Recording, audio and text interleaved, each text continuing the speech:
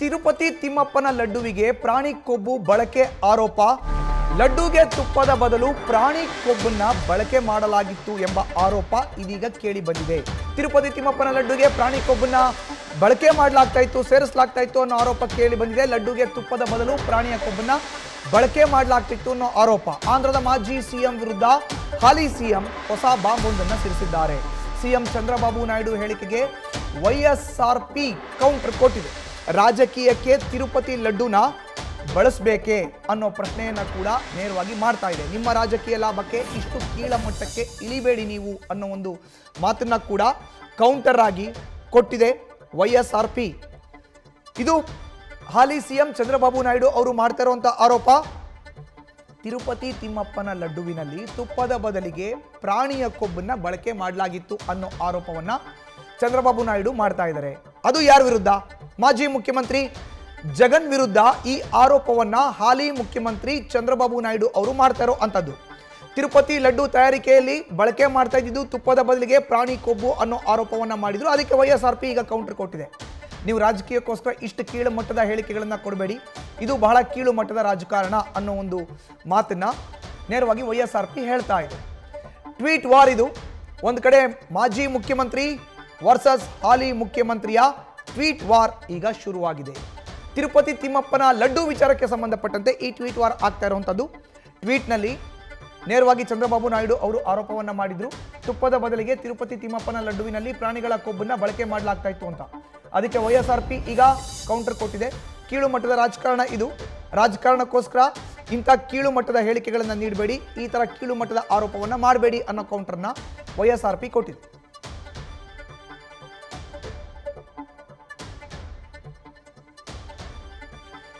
ಇನ್ನು ಹಾಲಿ ಮುಖ್ಯಮಂತ್ರಿ ಚಂದ್ರಬಾಬು ನಾಯ್ಡು ಅವರು ಮಾಡಿರೋ ಅಂತ ಆರೋಪ ಏನು ನೋಡೋಣ ಬನ್ನಿ.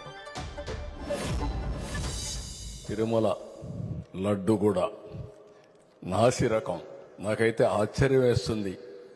ఎన్ని కంప్లైంట్ చేసినా కడాన వెంకటేశ్వర స్వామి పవిత్రతను దెబ్బతీశారు. ఎన్నోసార్లు చెప్పాం. అక్కడ ఎంత దుర్మార్గంగా ప్రయత్నం చేశారంటే అంత దుర్మార్గంగా ప్రవర్తించారు. కడాన అన్న దానంలో క్వాలిటీ ఆఫ్ ఫుడ్ లేకుండా చేశారు. దేవుని దగ్గర పెట్టే ప్రసాదం అపవిత్రం చేసే విధంగా ఓసారి బాధేస్తుంది. నాసి రకమైన ఇంగ్రీడియంట్సే కాకుండా ఎనిమల్ ఫ్యాట్ కూడా వాడారని, ఏది గీకు బదులు.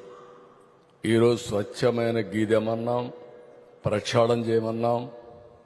నాణ్యత పెరిగింది, ఇంకా కూడా నాణ్యత పెంచుతాం. అల్టిమేట్గా వెంకటేశ్వర స్వామి మన రాష్ట్రంలో ఉండడం మనందరి అదృష్టం. ప్రపంచం అంతా మన దగ్గరికి వచ్చే పరిస్థితికి వచ్చారు. అలాంటప్పుడు వెంకటేశ్వర స్వామి పవిత్రతను కాపాడుకోవాల్సిన బాధ్యత మనందరిపైన ఉంది. ఇది కూడా చేస్తామని చెప్పి కూడా నేను మీకు తెలియజేస్తున్నా. ಇದು ಹಾಲಿ ಮುಖ್ಯಮಂತ್ರಿ ಚಂದ್ರಬಾಬು ನಾಯ್ಡು ಅವರು ನೇರವಾಗಿ ಮಾಡಿರೋ ಅಂತ ಆರೋಪ. ತಿರುಪತಿ ತಿಮ್ಮಪ್ಪನ ಲಡ್ಡುವಿನಲ್ಲೂ ಕೂಡ ಈ ಹಿಂದಿನ ಸರ್ಕಾರ ಪ್ರಾಣಿಗಳ ಕೊಬ್ಬನ್ನ ಬಳಕೆ ಮಾಡಿಕೊಂಡಿದೆ. ತಿರುಪತಿ ತಿಮ್ಮಪ್ಪನ ಲಡ್ಡು ಬಹಳ ಶ್ರೇಷ್ಠ.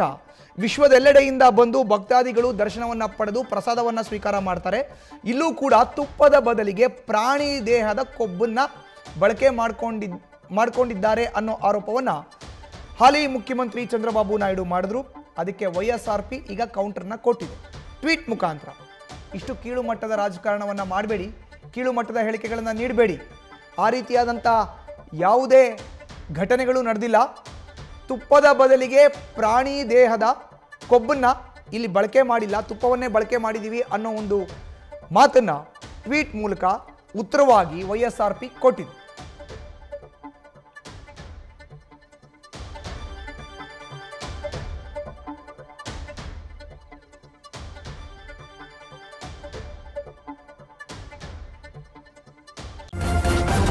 ನ್ಯೂಸ್ ಫಸ್ಟ್ ನಿರ್ಭೀತಿಯಿಂದ ನಿಮ್ಮ ಪರವಾಗಿ.